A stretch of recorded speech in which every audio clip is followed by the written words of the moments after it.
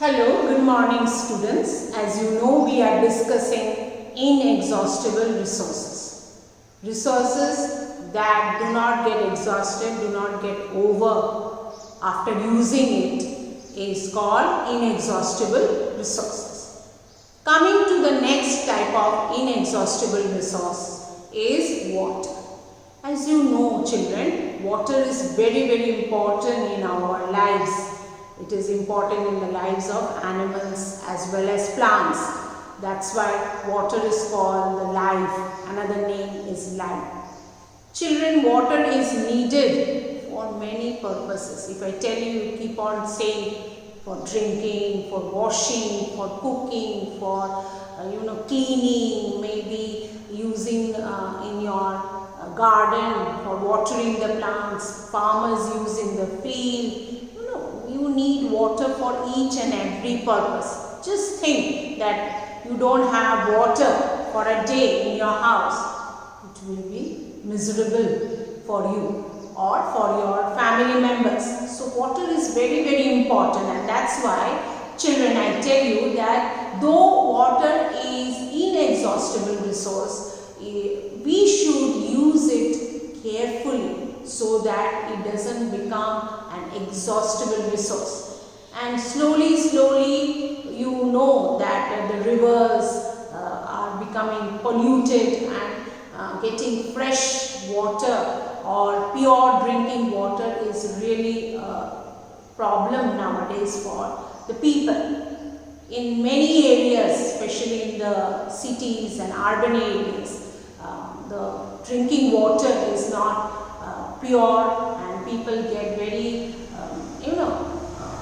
less amount of water, and that also the water has to be filtered because there is a lot of impurities. Now children, water is very important. As you know, the main source of water is our rain, and from rain, when there is rainfall, the water bodies get filled, and in the mountains, the high mountains, they are covered with glacial snow because the water there gets frozen, and slowly glacier starts moving down in the form of rivers. If it is not very high mountains, whenever there is rainfall, the rivers start moving, and especially in monsoon time, you will see the rivers are filled with water, means the level of water is very high. But if you go you see those rivers in the summer time or in winter time, when there is no rainfall, you will see the level has gone down. That shows that we depend on rain for the water.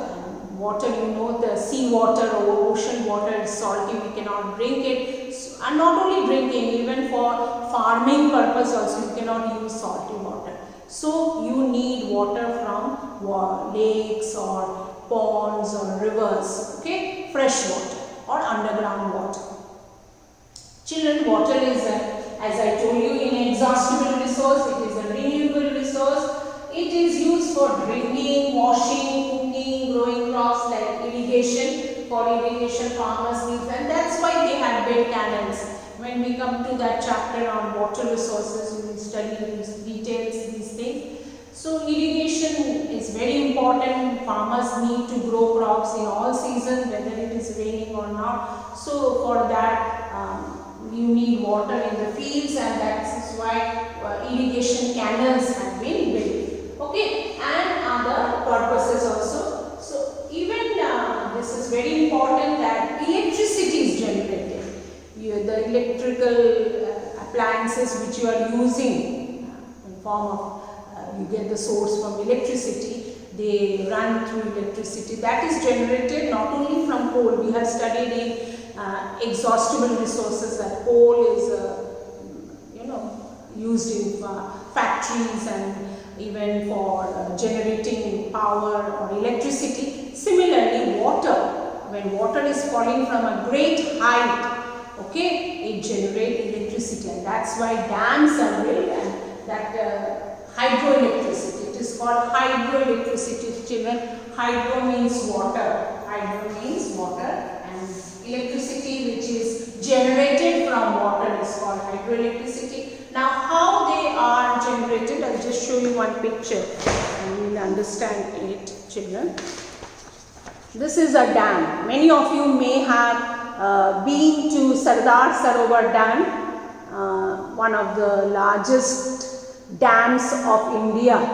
It is Sardar Sarovar Dam, and you must have seen, and especially if you go in the monsoon time, you'll see the water gates. These are actually the gates, locks, and when the water is, means you have heavy rainfall, the water starts flowing, okay. And this is, the other side is the river.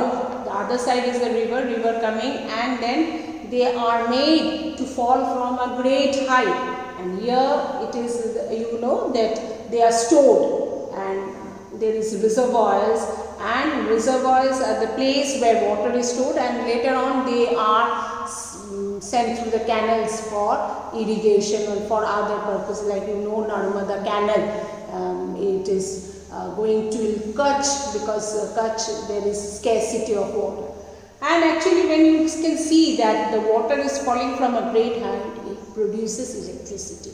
And there are reservoirs, means huge like tanks. Just imagine huge tanks, and in that huge tanks the water is stored, and these you know, this producing electricity, you can see the wires, and there are actually power stations where electricity is produced. Even in Sardar Sarovar Dam, if you go, you will see that electricity is produced there, and that electricity is sent to 3 states of they are Gujarat, Maharashtra and Madhya Pradesh, because Narmada river is passing through 3 states. It starts from Madhya Pradesh, place called Amarkantak, then pass through Maharashtra and then ends in Gujarat. So in this way dams are very useful. They produce hydroelectricity, because in that dam the water is falling from a great height, which help in generating electricity. Then the water is stored in the form of in the reservoirs and used in for different purposes. So in this way water is very important. As I told you, canals, you must have seen canals. So these canals, afterwards this from the reservoir, the canals are means from through the canals the water is sent, or you know, they distributed to different parts of the area, and in this way the farmers and farmers they get their water for irrigation, and people like us, we get water for domestic use. So that's why water is an inexhaustible resource, and it's a renewable resource, and it is very, very important in our lives. Okay, so water is very, very important, and we should use it carefully. Thank you, children.